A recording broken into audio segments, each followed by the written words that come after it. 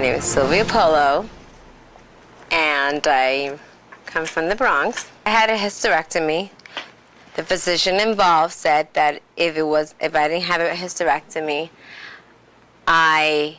because it was so far in advance, I didn't have much time to live. Later, after having this procedure done, I learned that it was all false. I didn't need the hysterectomy. There are no words to describe how this office treated me.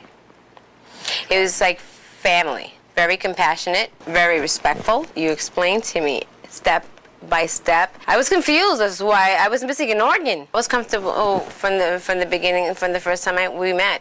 You were just a regular person. I always had a call returned, always. It didn't matter the time of day.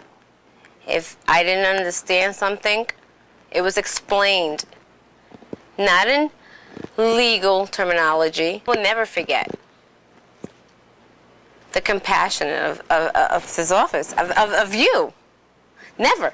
You'll be the only one I would recommend. Gerry Oginski is a brilliant person, and that's how an attorney should be. Gerry doesn't bullshit anybody. Gerry's he's exceptional. Francis is wonderful. It's not a time, even if you were in court, even when you were in court, you will call me on a break.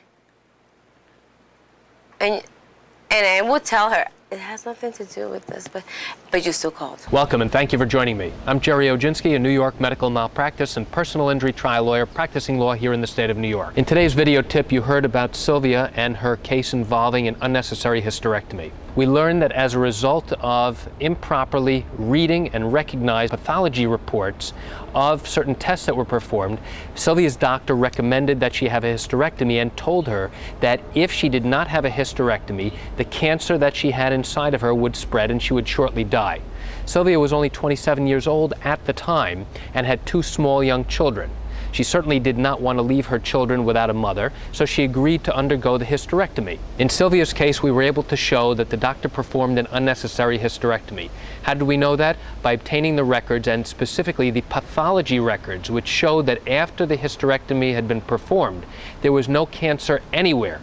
And had the doctor performed a procedure before ever recommending or performing the surgery for the removal of the uterus, Sylvia never would have had surgery. In fact, it would have shown that she did not have cancer and only had precancerous cells, which did not warrant any recommendation and did not warrant the removal of her uterus. Throughout the course of Sylvia's litigation, the defense maintained that they did nothing wrong. As we proceeded to trial, the defense continued to maintain their position that they did absolutely nothing wrong and she in fact needed surgery.